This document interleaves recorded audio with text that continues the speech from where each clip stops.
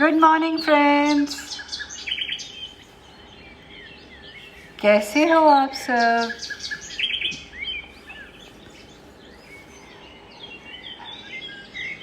हम सब मानते हैं अगर हमें भूख न लगे तो समझो कि कहीं हम बीमार हो रहे हैं, और वहीं पर अगर ध्यान में मन न लगे तो समझें कि मन रोगी हो चला है। कोई न कोई साइकोसोमैटिक डिजीज़ तुम्हारी तरफ दौड़ी चली आ रही है। और आप जानते हो 97% of the diseases are psychosomatic। तो क्यों ना चुपके से चले हम दिव्य दिशा की ओर, जहाँ अगर मन को रोग लगा भी है तो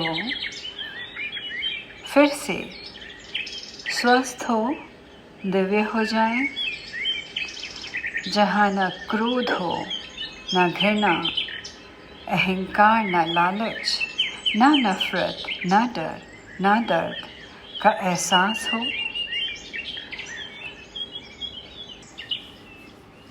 इससे पहले तन जो मिट्टी ही है, मिट्टी ही हो जाएगा। हम समय रहते क्यों ना ध्यान की डोर थामे हम दिव्य दिशा लिए ज्योत में ज्योत हो जाएं, रूहानी चमकती नूर में नूर हो जाएं।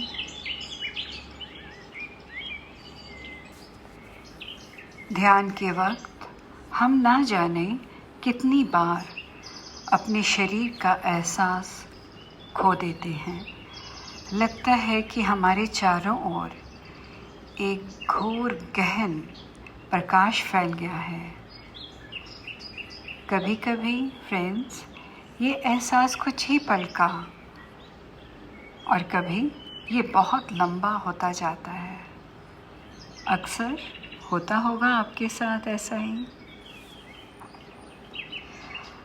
अब हमें चाहिए हम उस पल में बने रहें हमेशा।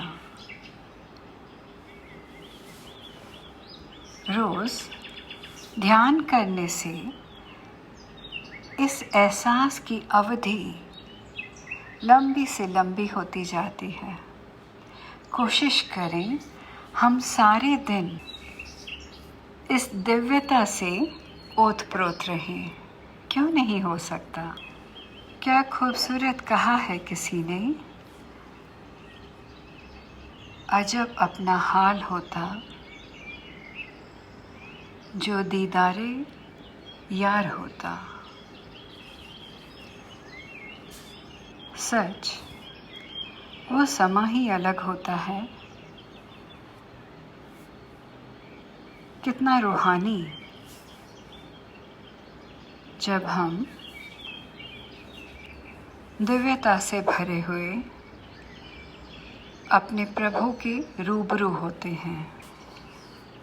रमन्ना महर्षि बहुत खूब कह गए, अगर हम कंसंट्रेशन ब्रेन को शांत करने में लगाते हैं तो हीट और हेडेक जनरेट होता है। वहीं अगर हम दिल को अपनी इंटेंशंस पर वर्क करते हैं और कंसंट्रेट करते हैं, ध्यान लगाते हैं, तो ठंडक, शांति का एहसास होता है। सर दर्द लिए बिखरना नहीं है, शांत ध्यान में रहकर जो अपना है वो पाना है, वह निखरते जाना है। For this, we have to stay connected। जब भी आपको लगे कि कुछ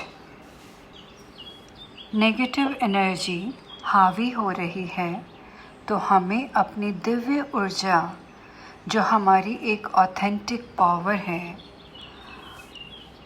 उसमें बने रहने के लिए पूरी तरह से जुट जाना चाहिए। बड़ा आसान तरीका है। देखो, एक छोटी सी नींद या एक शॉर्ट कोल्ड शावर, कोई favourite music, just swirling as dancing or staying in gratitude, or you can go for a running, you can sit for meditations, you can do any act of kindness. Decluttering your room, your environment, journaling, you can write something good, you can write poetry, play with crystals, go for a calm walk in the nature, generate positive affirmations, and connecting with high vibrational people, reading some inspirational spiritual books, simply playing with your pet can help you.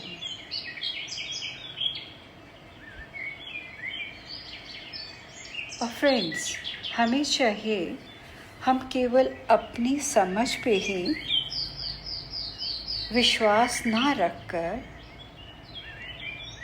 उस परम तत्व सत्ता पर, जो controller है, creator है, उसका डर अपने अंदर बनाए रखें, उसके होने का विश्वास करें, वो माने कि वह हमें अपने सूक्ष्म निर्देशों द्वारा एक दिव्य दिशा हमेशा दिखाता रहता है। कितना सुंदर कहा गया है, अगर चंदन में खुशबू नहीं होती तो वो एक लकड़ी है। मानते हैं आप भी? वैसे ही अगर हम इंसानी परिवेश में इंसानियत ना रखें तो हम भी इंसान कहलाने के लायक तो नहीं हैं। दिव्य दिशा में नियम व निर्देशों से परिपूर्ण चलते हुए हमारा व्यक्तित्व भी चंदन की तरह महकता रहता है। इस दिव्यता में बने हुए हम अपने को अपनी कोर से हमेशा जुड़े पाएंगे। उस परम सत्ता की अनुभूति कुछ इस प्रकार होती है, या कहें कि जब हम जागने लगते हैं तो हमें महसूस होगा, जो वेदांता में भी साफ साफ शब्दों में लिखा गया है कि दो ही सिम्टम्स हैं एनलाइटनमेंट के,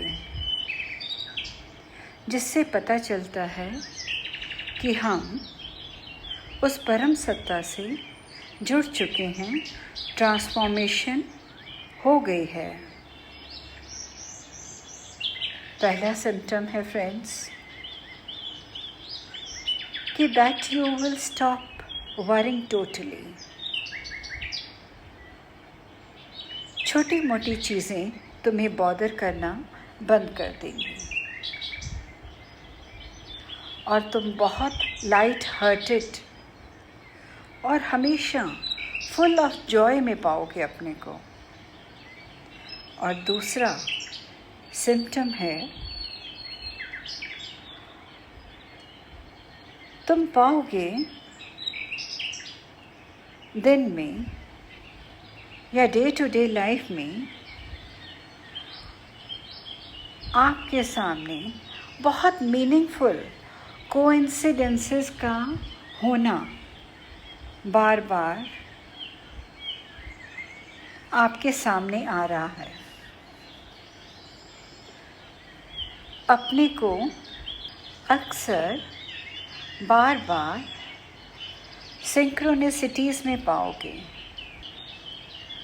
अपने चारों ओर तुम्हें अचंभित करने वाले कुछ जादू से होते हुए महसूस होंगे।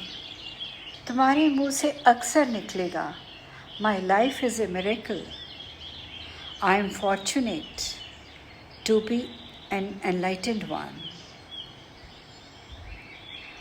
आई am fortunate to understand my life in more transparent way. और आप पाओगे कि आप वरी करते हो तो समाज के वेलफेयर के लिए। आपकी आदतों में देना ही देना शामिल हो गया है। And you will find that you are free from the actions of the past and present when you only on the giver's side.